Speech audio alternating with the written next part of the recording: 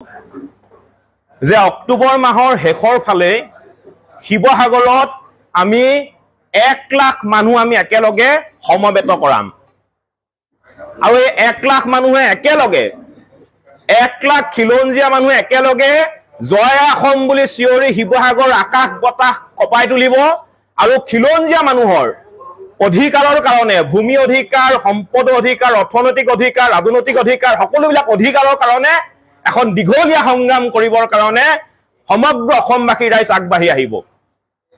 ইতিমধ্যে শিৱসাগৰ জিলাৰ পৰা 30টা জাতীয় জনগোষ্ঠীয় দল সংগঠনে খিলঞ্জীয়া মানুহৰ এক সুৰক্ষিত ভৱিষ্যতৰ কাৰণে যিখন সংগ্ৰাম আমি আৰম্ভ কৰিছিলো এই সংগ্ৰামখনে বিশেষকৈ উজনি অসমৰ প্ৰতিখন জিলাৰ খিলঞ্জীয়া ৰাইজৰ হৃদয় স্পৰ্শ কৰিছে। আজি উজনি অসমৰ প্ৰতিখন জিলাৰ জাতীয় জনগোষ্ঠীয় দল সংগঠন আৰু খিলঞ্জীয়া ৰাইজ ঐক্যবদ্ধ হৈছে আৰু ঐক্যবদ্ধ হৈ আমি 30টা জাতীয় জনগোষ্ঠীয় দল সংগঠনে আমি যিকেইটা দাবী লৈ ইতিমধ্যে আমি সংগ্ৰামত পথাৰত আমি ভৰি দিছিলো আৰু উজনি অসমৰ প্ৰতিখন জিলাৰ প্ৰতিজন খিলঞ্জীয়া ৰাইজে কিন্তু আমাৰ দাবীকেইটা সমৰ্থন জনায় তেওঁলোকেও এই সংগ্ৰামখন আগবঢ়াই নিবৰ কাৰণে আগবাঢ়ি আহিছে। আৰু সেইটো কাৰণে আমি শিৱসাগৰ জিলাৰ 30টা জাতীয় জনগোষ্ঠীয় দল সংগঠনে আমি এটা সিদ্ধান্ত লৈছো যে আমি ছেপ্টেম্বৰ মাহৰ মাজভাগৰ পৰা উজনি অসমত থকা প্ৰতিখন জিলাৰ জাতীয় জনগোষ্ঠীয় দল সংগঠনৰ নেতৃত্ব আৰু যি সচেতন ৰাইজ আছে এই ৰাইজৰ লগত আমি আলোচনাত মিলিত হ'ম আৰু মিলিত হৈ আমি অক্টোবৰ মাহৰ শেষৰ ফালে শিৱসাগৰত 1 লাখ মানুহ আমি একগোট কৰি শিৱসাগৰ ৰাজপথৰ পৰা আমি চিঞৰিম জয় আই অসম আৰু আমি আমাৰ খিলঞ্জীয়া মানুহৰ যিখন আমাৰ অধিকাৰৰ যিখন সংগ্ৰাম এই সংগ্ৰামখন আমি আগবঢ়াই লৈ যাম।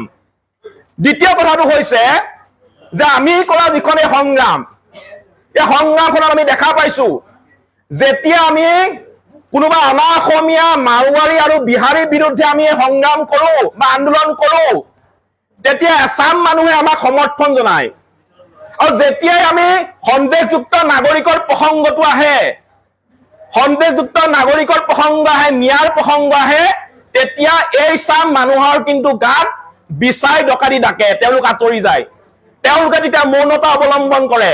গতিকে আমি স্পষ্টকৈ ক'ব বিচাৰিছো যে যি ধৰণে মাৰোৱাৰী বিহাৰী আমাৰ দৃষ্টিত অখিলঞ্জীয়া ঠিক সেই ধৰণে যিসকল সন্দেহযুক্ত নাগৰিক আছে মিয়া তেওঁলোক কৈছো আমাৰ দৃষ্টিত অখিলঞ্জীয়া। গতিকে আমাৰ যুঁজখন হৈছে খিলঞ্জীয়া আৰু অখিলঞ্জীয়াৰ মাজত হোৱা এখন যুঁজ। কাৰণ আজিৰ তাৰিখত উজনি অসমৰ প্ৰতিখন জিলাত যেনেকৈ অনা অসমীয়া আগ্ৰাসন চলাইছে ঠিক তেনেধৰণে কিন্তু সন্দেহযুক্ত নাগৰিকৰ আগ্ৰাসন হৈছে।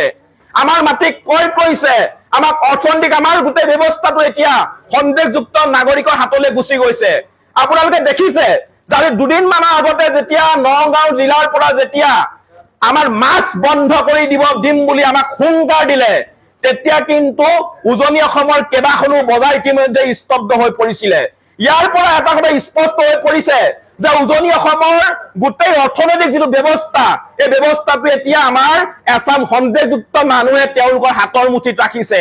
আজি উজনি অসমৰ মাছ মাংস শাক পাচলি কণী সকলোবিলাক আজি সন্দেহযুক্ত নাগৰিকৰ হাতত এতিয়া তেওঁলোকৰ হাতত আছে। গতিকে আমাৰ এই সংগ্ৰামখন যাতে উজনি অসমৰ গোটেই অৰ্থনৈতিক ব্যৱস্থাটো যাতে আমি আমাৰ থলুৱা খিলঞ্জীয়াৰ মানুহৰ যাতে আমি ৰাখিব পাৰো, আমাৰ থলুৱা মানুহে যাতে কাম বন কৰি গোটেই অৰ্থনৈতিক ব্যৱস্থাটো আমাৰ হাতলৈ আনিব পাৰে তাৰ কাৰণেও কিন্তু এই সংগ্ৰামখন আমি আগবঢ়াই লৈ যাম।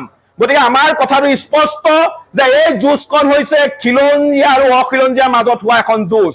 আমি বাৰে বাৰে কৈ আছো যে এই মাতৃভূমিত অনাদি অনন্ত কাললৈ খিলঞ্জীয়া মানুহৰ প্ৰভুত্ব থাকিব লাগিব, আধিপত্য থাকিব লাগিব।